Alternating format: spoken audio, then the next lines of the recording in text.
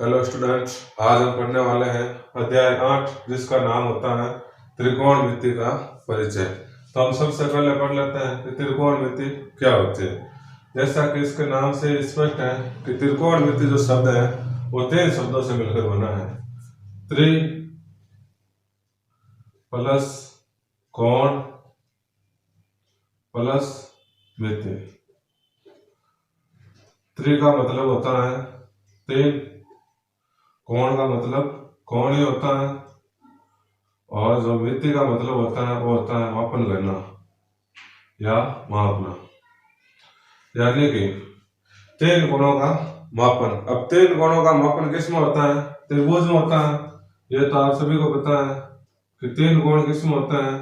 त्रिभुज में होते हैं। यानी कि गणित की वह शाखा जिसमें 3 कोणों के मापन का अध्ययन किया जाता है उसे क्या कहते हैं? त्रिकोणमिति कहते हैं। अर्थात गणित की वह शाखा जिसमें 3 कोणों के मापन का अर्थात त्रिभुज का अध्ययन किया जाता है उसे क्या कह देंगे? त्रिकोणमिति कह देंगे। अब देखो, जो त्रिकोणमिति है ये आपके पूरी की पूरी समकोण त्रिभुज पर निर्भर करती है। तो सबसे पहले हम पढ़ेंगे समकोण त्रिभुज क्या होता है।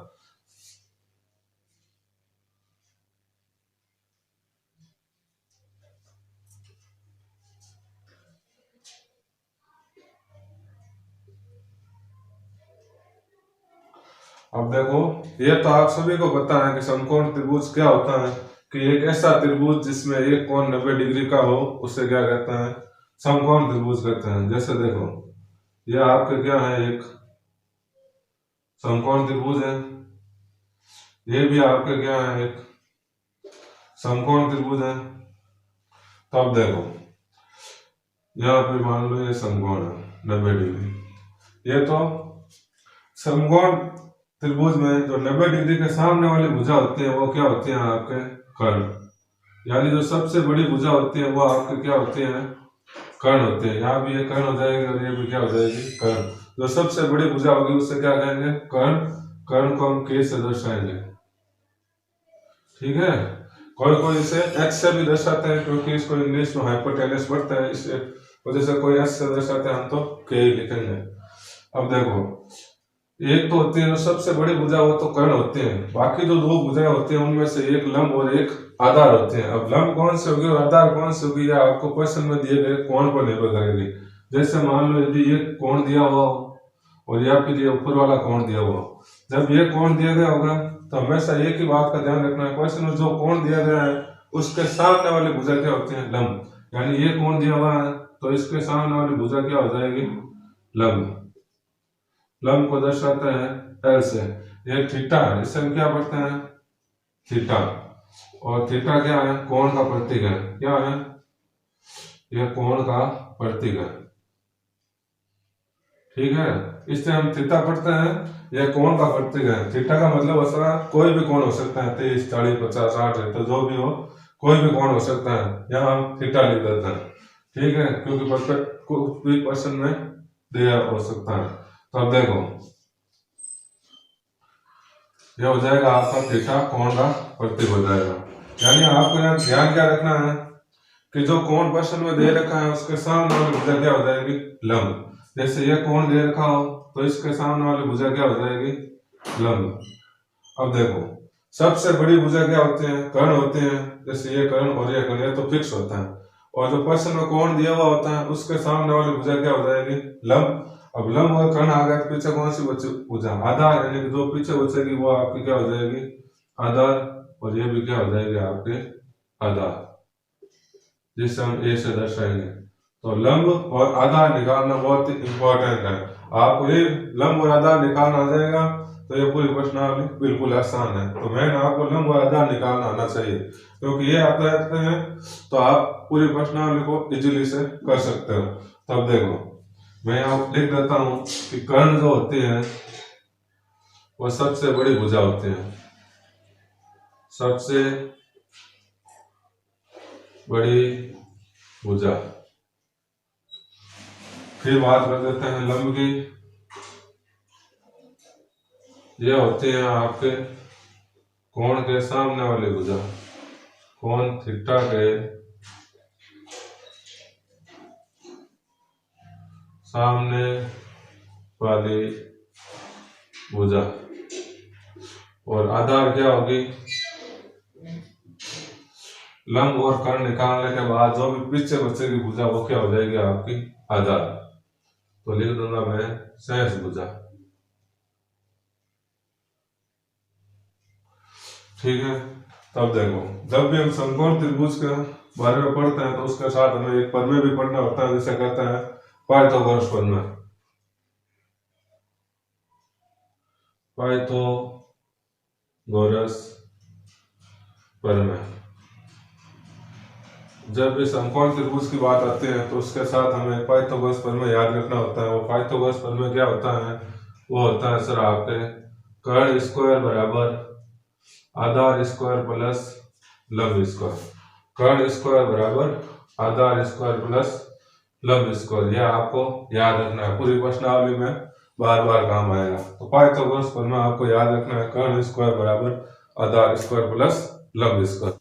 अब पढ़ता है त्रिकोणमितीय अनुपात।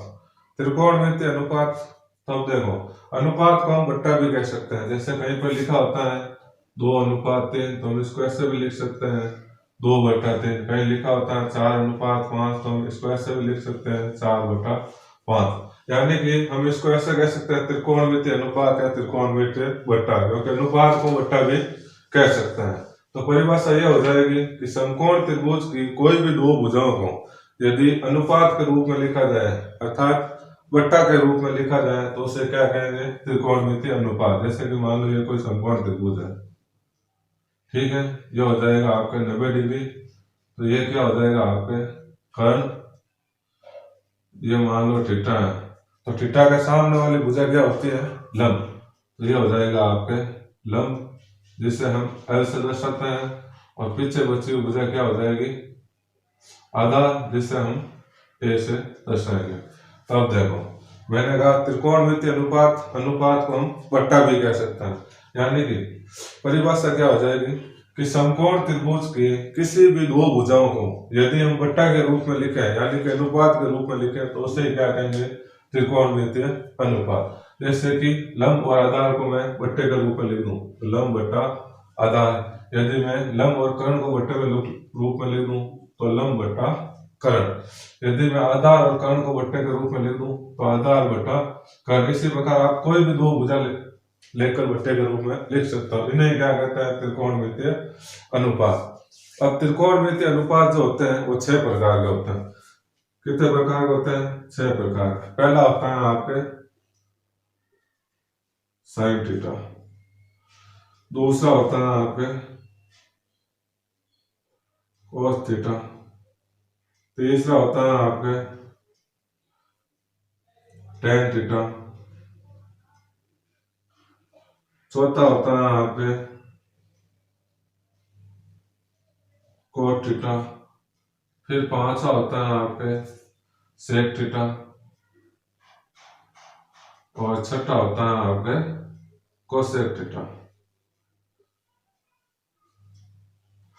अब देखो साइन थीटा का सूत्र होता है वो होता है लंब बटा कर्ण, कोस थीटा का सूत्र होता है आधार बटा कर्ण, टेन थीटा का सूत्र होता है लंब बटा आधार, कोट थीटा का सूत्र होता है आधार बटा लंब, सेक थीटा का सूत्र होता है कर्ण बटा आधार, और कोसेक थीटा का सूत्र होता है आपके कर्ण बटा लंब। इन सभी को आपको याद रखने के लिए ट्रिक याद करनी होती है जिसका नाम है लाल बटा कक्का।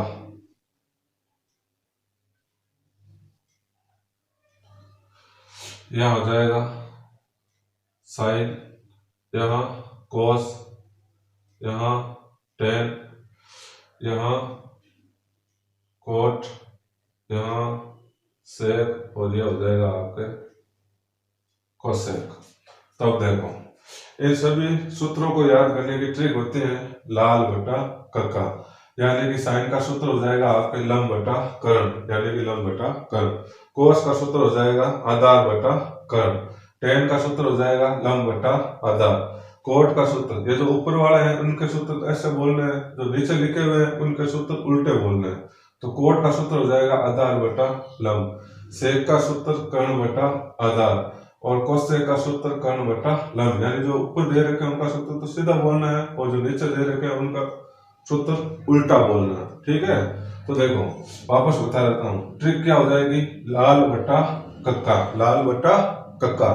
तो साइन का सूत्र लंब बटा कर्ण, कोस का सूत्र आधार बटा कर्ण, टेन का सूत्र लंब बटा आधार, कोट का आधार बटा लंब, सेक का कर्ण बटा आधार और कोसेक का कर्ण बटा लंब। यहां तक तो क्लियर है। अब आपको क्या करना है कि ये छहों के छहों सूत्र याद कर लेने हैं इस ट्रिक से। अब देखो आगे,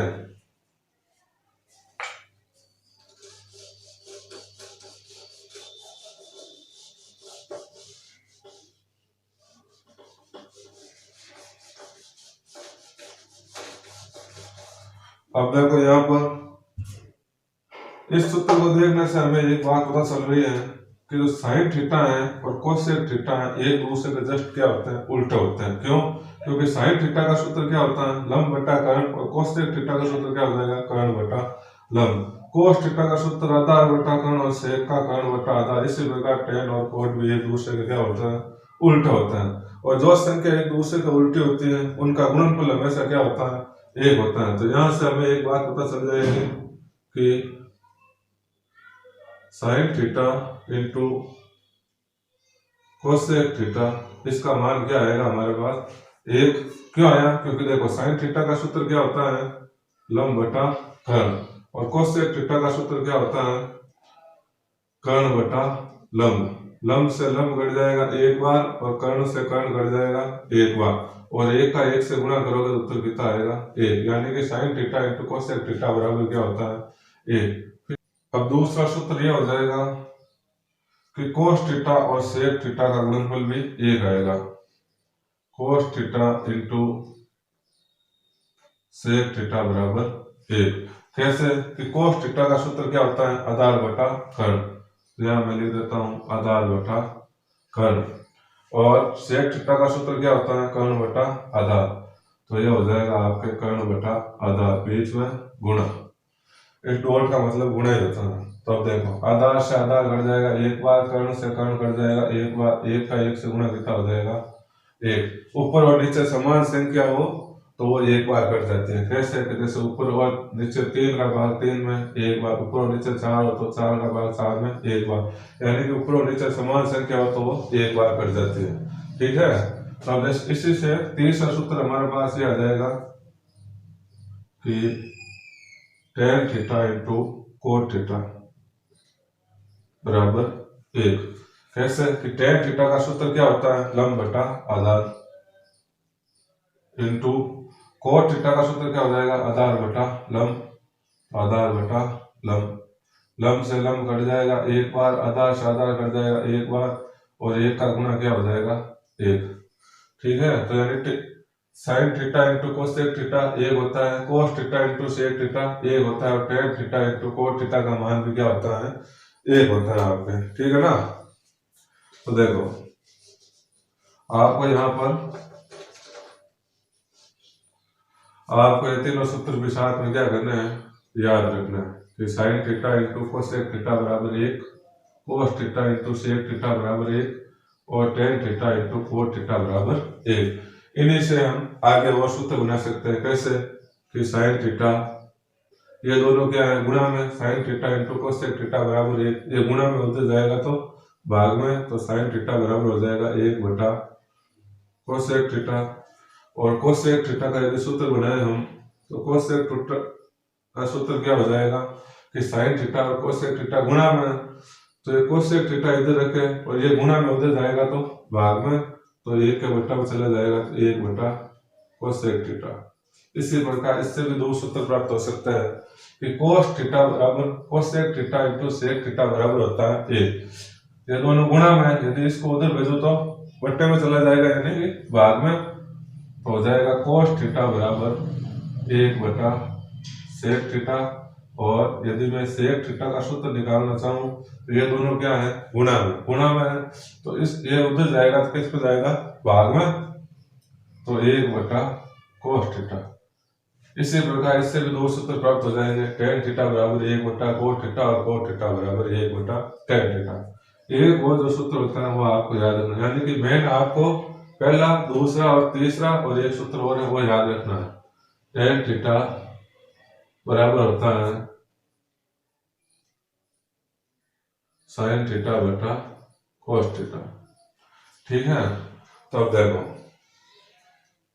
मेनली आपको ये चार सूत्र याद रखने हैं, 1 2 3 और 4। Sign theta into cosec theta बराबर 1, तो ये याद अगर ऑटोमेटिक ये मान निकाल लेंगे क्योंकि ये दोनों गुणा में उधर जाएगा तो बाद में। तो मेनली ये चार याद रखने हैं। Sine theta into cosec theta बराबर 1, cos theta into sec theta बराबर 1, tan theta into cot theta बराबर 1 और टेन थीटा बराबर साइन थीटा बटा कोट थीटा। ये आपको क्या करना है, चारों सूत्र याद कर लेना है। ठीक है, अब देखो आगे 8.2 में आपको ये सारणी याद करनी है जो आपको ये किताब में दे रखी है। अब इस पर आधारित क्वेश्चन कैसे आएंगे वो देख लीजिए कि जैसे कि क्वेश्चन आ गया आपके 37 प्लस cos 60 डिग्री का मान ज्ञात करो। 37 प्लस cos 60 का मान ज्ञात करो। तो अब देखो 37 साइन में 30 का मान क्या आ रहा है, 37 डिग्री का 1/2, यानी कि 37 की जगह मैं लिख दूंगा 1/2 प्लस cos 60। तो cos में 60 का मान क्या रहा, cos ये रहा और ये 60 रहा। cos 60 का मान कितना आ रहा है 1/2। तो 1/2 और 1/2, 1/2 का मतलब आधा, तो आधा और आधा कितना हो जाएगा 1, यानी उत्तर कितना हो जाएगा 1। जैसे मान लो प्रश्न ऐसे नहीं है, प्रश्न ऐसा आ गया कि tan 45 इंटू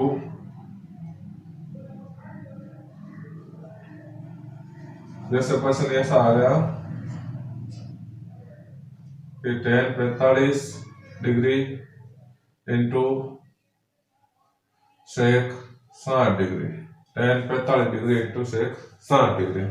यहाँ बीच में कुछ नहीं है, इसका मतलब ये गुणा में ही है। ठीक है, तो अब देखो tan 45 का मान कितना है, tan 45 देखो ये रहा, ये tan 45 का मान हो गया आपके 1 इंटू सेक 45 सेक 60, तो सेक 60 का मान देखो ये रहा, सेक 60 का मान 2, तो 1 को 2 से गुणा करोगे तो 2 आ जाएगा। यानी कि 8.2 में आपको ये सारणी याद होनी चाहिए, जिससे आप इस टाइप से क्वेश्चन दिए जाएंगे, जिससे आपको सारणी से वैल्यू रखनी है और फिर सॉल्व कर देना है जोड़ बाकी गुणा भाग करके।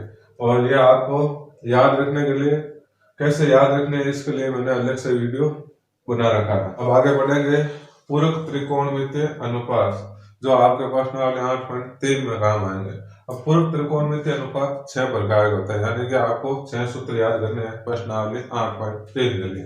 पहला होता है साइन 90 माइनस थीटा बराबर cos थीटा, और दूसरा होता है cos 90 माइनस थीटा बराबर sin थीटा, यानी कि cos और sin एक दूसरे के जस्ट उल्टे होते हैं। फिर तीसरा tan 90 माइनस थीटा बराबर cot थीटा, और चौथा cot 90 माइनस थीटा बराबर tan थीटा, यानी कि tan और cot भी एक दूसरे के क्या होते हैं, उल्टे होते हैं। फिर है sec 90 माइनस थीटा बराबर cosec थीटा, और cosec 90 माइनस थीटा बराबर sec थीटा, यानी कि sin और cos एक दूसरे के इंटरचेंज हो जाएंगे, tan और cot एक दूसरे के इंटरचेंज हो जाएंगे, और sec और cosec एक दूसरे के इंटरचेंज हो जाएंगे, यानी अदल बदल जाएंगे। ये आपको 6 सूत्र याद रखना। क्वेश्चन कैसा आएगा जैसे देख लीजिए, इस टाइप से क्वेश्चन आ जाएगा कि मान ज्ञात करो sin 15 cos 75 cos 48 sin 42, या इस टाइप से और भी क्वेश्चन दिए जाएंगे। तो आपको क्या करना है, सबसे पहले चेक करना है कि जो दो कोण दे रखे हैं उन दोनों का योग 90 आ रहा है क्या। तो देखो 75 और 15 का योग करें तो कितना आएगा, 15 और 75 कितना होता है 90 होता है, और 48 और 42 जोड़े तो भी कितना आता है 90 आता है। यानी कि यदि जो आपको प्रश्न में त्रिकोणमितीय अनुपात दे रखे हैं उनके यदि कोणों का योग 90 आ जाए, तब आपको समझ लेना है कि क्वेश्चन त्रिकोणमितीय पूरक त्रिकोणमितीय अनुपात से होगा। अब आपको इस क्वेश्चन में करना क्या है कि ये जो दो कोण दे रखे हैं उन दोनों में से किसी एक को आपको 90 के टुकड़ों में तोड़ना है। यानी कि 15 को मैं ऐसा क्या लिखूं, यानी आपको यहाँ पर करना क्या है कि जो दो कोण दे रखे हैं जिन दो का योग 90 है उन दोनों में से किसी एक को 90 के टुकड़ों में तोड़ना है। तो जैसे देखो साइन 15 बटा cos 75 को मैं क्या लिख सकता हूँ 90 माइनस 15, क्योंकि 90 में से 15 जाएगा तभी तो 75 आएगा। यानी कि जो दो कोण दे रखे हैं उनमें से किसी भी एक को आप क्या कर दो 90 के टुकड़े में तोड़ दो, यानी कि 90 में से घटाकर लिख दो। तो देखो 75 को मैं क्या लिख सकता हूँ 90 माइनस 15 लिख सकता हूँ, क्योंकि 90 में से 15 जाएगा कितना बच जाएगा 75। तब देखो यहाँ सूत्र लग जाएगा cos 90 minus theta, cos 90 minus 15 है, यहाँ थीटा की जगह क्या आना है 15 आना, तो cos 90 माइनस थीटा की जगह क्या आ जाएगा sin थीटा। तो ये आपका sin 15 तो अपनी जगह ही पड़ा रहेगा, और cos 90 माइनस 15 का क्या हो जाएगा cos 90 माइनस 15 हो जाएगा sin 15। क्यों? क्योंकि सूत्र क्या होता है cos 90 माइनस थीटा बराबर sin थीटा, 90 माइनस थीटा होता है तो sin थीटा में चेंज हो जाएगा, तो cos 90 माइनस 15 बराबर sin 15। ऊपर भी sin 15 नीचे भी sin 15, sin 15 का भाग sin 15 में एक बार चला जाएगा। इसी प्रकार यहाँ देखो cos 48 और sin 42, पहले तो देखो 48 और 42 का योग 90 आ रहा है क्या, 48 और 42, तो देखो 2 और 8 10 हो जाएगा, असल की लग जाएगी 4 और 4 8 1 9, यानी 42 और 48 90 होता है। जब भी योग 90 हो तो समझ लेना कि आपके सूत्र ये लगेंगे पूरक त्रिकोणमितीय अनुपात वाले। तो अब देखो करना क्या है, किसी एक को दोनों में चाहे इसको चेंज करो चाहे इसको चेंज करो 90 के टुकड़ों में तोड़ देना है, यानी कि 90 के टुकड़ों में तोड़ देना। तो देखो पहले मैं इसको चेंज कर लेता हूँ फिर इसको चेंज कर लेता हूँ, दोनों से बता देता हूँ। तो देखो पहले हम इसको चेंज कर लेते हैं, मैं कोस को क्या कोस 48 को मैं क्या लिख सकता हूँ 90 माइनस 42, क्योंकि 90 में से 42 जाएगा तो वापस 48 रह जाएगा, तो कोस 48 में लिख देता हूँ 90 माइनस 42, और साइन 42 का अपनी जगह ही साइन 42। दोनों में से किसी एक को ही चेंज करना है, ऐसा नहीं दोनों को, जैसे 90 में से 42। अब यहाँ वापस सूत्र लग जाएगा कोस 90 माइनस थीटा क्या होता है साइन थीटा, तो कोस 90 माइनस 42 क्या हो जाएगा साइन 42, और ये साइन 42 अपनी जगह ही पड़ा है, तो साइन 42 में से साइन 42 जाएगा पीछे क्या बच जाएगा 0, क्योंकि समान संख्या में से समान संख्या लगते हैं, पीछे क्या बच जाएगा 0। अब कोई कहे मैं इसको चेंज नहीं करूँ इसको करूँ तो भले करो, उत्तर वही आएगा। जैसे देख लीजिए इसी को मैं करा रहा हूँ आगे, इस क्वेश्चन वापस लिख रहा हूँ कोस 48 माइनस साइन 42। अब की बार कोई कह रहा मैं इसको चेंज नहीं करूँ इसको करूँ, तो तेरी मर्जी हो उसको चेंज कर। तो देखो कोस 48 मैं अपनी जगह ही रख लेता हूँ माइनस साइन 42 को मैं क्या लिख सकता हूँ 90 माइनस 48, क्योंकि 90 में से 48 जाएगा पीछे वापस क्या बच जाएगा 42, यानी कि दोनों में से किसी एक को 90 के टुकड़ों में तोड़ना।